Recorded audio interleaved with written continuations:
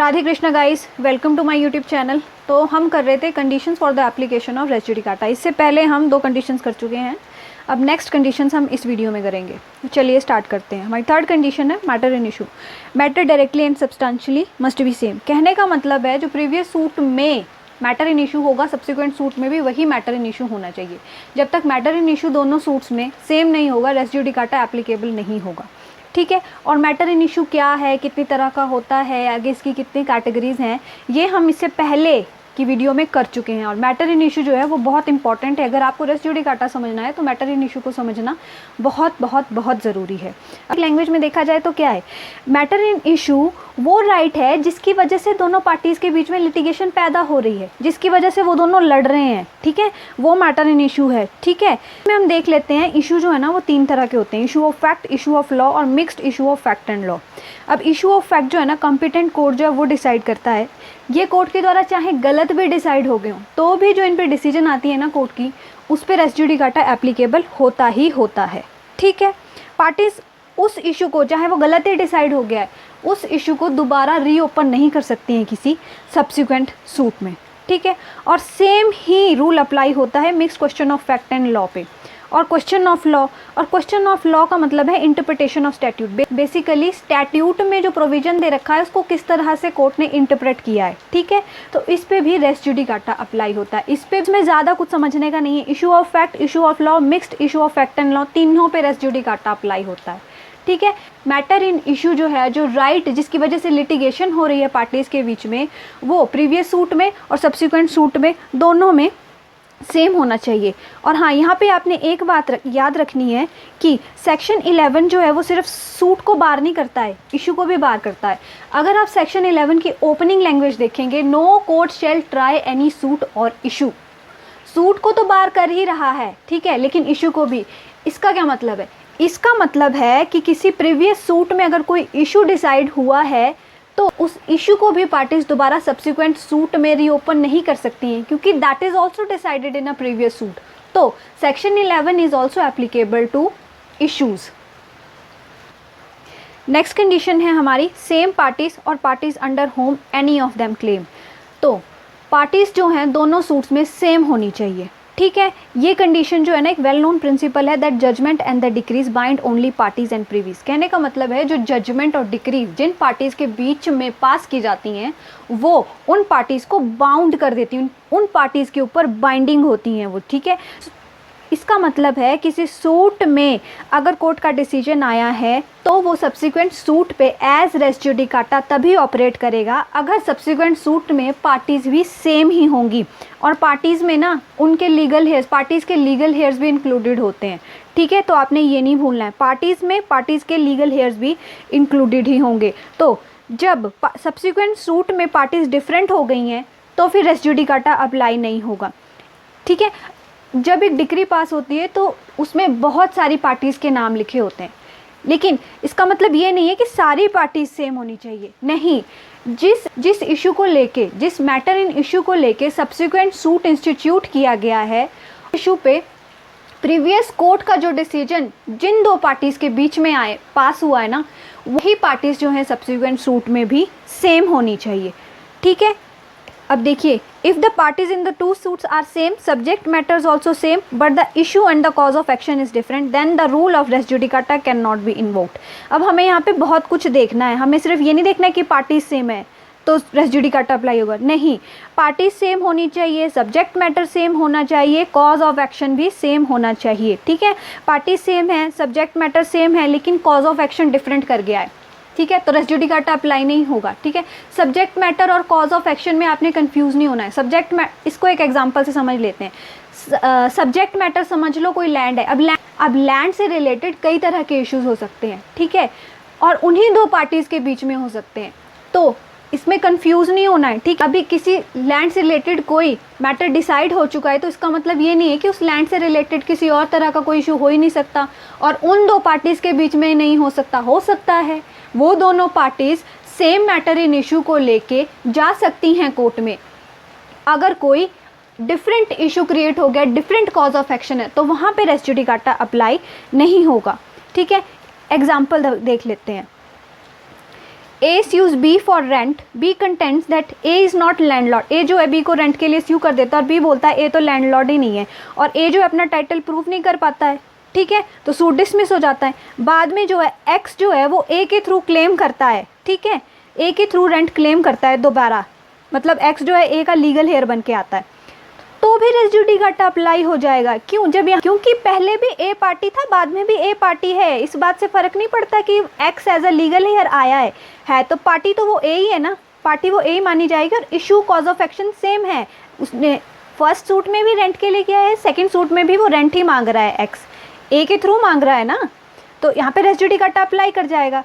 और जो next example है हमारा, ए sues B for rent, B contents that C and not A is the landlord. A जो है B को स्यू करता है रेंट के लिए, लेकिन B बोलता है A तो लैंडलॉर्ड है ही नहीं, C लैंडलॉर्ड है, और A fails to prove his title, और A जो है वो अपना टाइटल प्रूव करने में फेल हो जाता है और सूट डिसमिस हो जाता है। वो B और C को स्यू करता है किस लिए? For the declaration of his title of property. तो यहाँ पे सूट बार नहीं होगा। क्यों? फर्स्ट, पार्टीज चेंज हो गई, पहले सिर्फ बी थी, अब बी और सी है, और दूसरी बात कॉज ऑफ एक्शन चेंज हो गया, पहले वो रेंट मांग रहा था, यहाँ पे उसने सूट किस लिए फाइल किया है? For the declaration of his title. तो फिर this suit is not barred as the parties in the both suits are not same and also the cause of action is different. तो समझ आया आपको? अब ये कंडीशन जो है आपकी एक्सप्लेनेशन 6 और सेक्शन 11 के साथ रीड की जाती है। तो एक्सप्लेनेशन 6 ऑफ सेक्शन 11 बेसिकली कुछ नहीं है, बेसिकली बात करती है रिप्रेजेंटेटिव सूट्स की। और रिप्रेजेंटेटिव सूट्स कौन से होते हैं? रिप्रेजेंटेटिव सूट्स वो होते हैं जहाँ पर जिन पार्टीज़ के नाम सूट में नहीं होते हैं, लेकिन फिर भी उन पार्टीज़ को उस सूट के अंडर बेनिफिट कर दिया जाता है, ठीक है, तो वो पार्टीज़ दोबारा सूट लेके नहीं जाती हैं कोर्ट में। Basically this explanation refers to a cases in which decision in a suit में operate as res judicata against person not expressly named as parties to the suit. Basically representative suit की बात कर रहा है, ठीक है। इसको एक एग्जांपल से समझ लेते हैं। मान लीजिए गवर्नमेंट डिपार्टमेंट में कुछ लोग हैं जो रिटायर हो चुके हैं, उनकी पेंशन जो है प्रॉपरली नहीं आ रही है, तो उस डिपार्टमेंट के कुछ ये रिटायर्ड लोग कोर्ट चले जाते हैं कि हमें पेंशन प्रॉपरली नहीं आ रही है, और कोर्ट डिसीजन दे देती है कि जो रिटायर्ड जितने भी लोग हैं इनकी पेंशन जो है डिपार्टमेंट प्रॉपरली जो है हर मंथ डाले, इनको प्रॉपरली इनको पे की जाए, इनकी पेंशन हर मंथ इनको प्रॉपरली पे की जाए, ठीक है। तो अब ये डिसीजन जो है ना, ये सभी रिटायर्ड बंदों पे अप्लाई होगा, उन सबको बारी बारी कोर्ट जाने की ज़रूरत नहीं है। ये जो कोर्ट का डिसीजन आ गया है कि सबको प्रॉपर जो है हर मंथ प्रॉपरली पेंशन पे किया जाए, ये सब पे अप्लाई होगा, भले ही उन सब रिटायर्ड पर्सन का नाम उन सूट में हो या ना हो, but they all are benefited under one decision of the court, ठीक है। वो कोर्ट की इस एक डिक्री के अंदर वो सब बेनिफिटेड हैं, ठीक है। तो बारी बारी वो लोग कोर्ट नहीं जाएंगे, हर एक बंदा कोर्ट नहीं जाएगा कि भाई को मिल गई अब मैं जाता हूँ अपने लिए, नहीं, कोर्ट यही काम थोड़ी ना करती रहेगी कि सबको बारी बारी पेंशन देती, एक ही डिसीजन में सब लोगों को मिल जाएगी। तो अब सब्सिक्वेंटली कोई बंदा सेपरेटली अगर कोर्ट चला जाएगा तो जो प्रीवियस डिसीजन है कोर्ट की वो एज रेस जुडिकाटा ऑपरेट कर जाएगी, ठीक है। तो ये रिप्रेजेंटेटिव सूट्स की बात करती है आपकी explanation 6। Litigating under the same title, parties same होनी चाहिए, ये हमने पढ़ लिया, लेकिन उनका टाइटल भी सेम होना चाहिए। टाइटल का मतलब यहाँ से कैपेसिटी है और कैरेक्टर है, जिस कैपेसिटी और जिस कैरेक्टर में वो प्रीवियस सूट में केस लड़ रही थी, उसी कैपेसिटी और उसी कैरेक्टर में वो सब्सिक्वेंट सूट में उनका टाइटल होना चाहिए, ठीक है। बेसिक मतलब है कि पार्टीज़ का इंटरेस्ट जो है वो दोनों सूट्स में सेम होना चाहिए, ठीक है।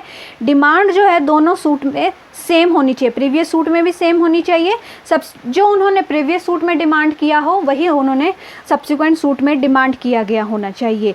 ये the applicability of res judicata, not only the parties should be same but also their title should be same in both the suits. हमारी लास्ट कंडीशन है फाइनली हर्ड एंड डिसाइडेड। तो for the applicability of res judicata सिर्फ यही काफ़ी नहीं है कि party same होनी चाहिए, matter directly and substantially in issue in both the suit same होना चाहिए, बल्कि वो मैटर फाइनली सुना भी गया होना चाहिए कोर्ट के द्वारा और फाइनली डिसाइड भी किया गया होना चाहिए कोर्ट के द्वारा, ठीक है। कहने का मतलब है जो जजमेंट है कोर्ट की वो फाइनल जजमेंट होनी चाहिए। Matter finally heard and decided कौन सा मैटर माना जाएगा? Matter finally heard and decided वो मैटर माना जाएगा जो ऑन मेरिट्स पे डिसाइड किया गया होगा। एग्जाम्पल जहाँ पे जजमेंट या कोई डिक्री जो है उसमें ये लिखा होगा that it is to be subjected to a decision of the higher court, तो ये फाइनल डिसीजन नहीं कंसीडर किया जाएगा। ठीक है, क्यों? क्योंकि it is subjected to the higher court. अभी हायर कोर्ट ने देखना है, उसने डिसाइड करना है, तो वो जो वहाँ से डिसीजन आएगा वो फाइनली हर्ड एंड डिसाइडेड माना जाएगा। यहाँ पे तो ये क्लियरली बोल रहा है कि matter is subjected to the decision of the higher court, ये फाइनल डिसीजन नहीं माना जाएगा। ठीक है, और जहाँ पे फॉर्मर सूट आपका लिमिटेशन के ग्राउंड पे डिसमिस हो गया है, लिमिटेशन के ग्राउंड पे डिसमिस हो गया, वो भी फाइनल डिसीजन नहीं माना जाएगा। क्यों? क्योंकि सूट ऑन मेरिट तो डिसाइड ही नहीं हुआ ना, कोर्ट ने अपना जुडिशियल माइंड तो अप्लाई नहीं किया, सिर्फ एक इरेगुलरिटी थी कि लिमिटेशन पीरियड से रिलेटेड कोई इशू था, तो सूट जो है वो डिसमिस हो गया। ये कोई फाइनली डिसीजन तो नहीं आया ना, पार्टीज़ के राइट तो नहीं डिसाइड किए कोर्ट ने। ठीक है, तो ये भी फाइनल डिसीजन नहीं माना जाएगा। फाइनली हर्ड एंड डिसाइडेड वही मैटर माने जाएंगे जिन मैटर्स को कोर्ट जो है ऑन मेरिट्स डिसाइड करेगा। और ऑन मेरिट डिसाइड करने का मतलब है कोर्ट जब अपना जुडिशियल माइंड अप्लाई करेगा, एविडेंसेस होंगे, इशू ऑफ प्रोसेस होगा, एक पूरा प्रोसेस जो कोर्ट फॉलो करती है किसी सूट को डिसाइड करने के लिए, जब वो होगा तो ही सूट जो है फाइनली हर्ड एंड डिसाइडेड माना जाएगा। So that's all for now guys. If you like my videos, kindly like, share and subscribe to my channel और प्लीज़ अच्छे अच्छे कमेंट्स कीजिए ताकि मुझे पता तो चले कि मैं क्या वीडियोस बना रही हूँ। And Radhe Krishna guys.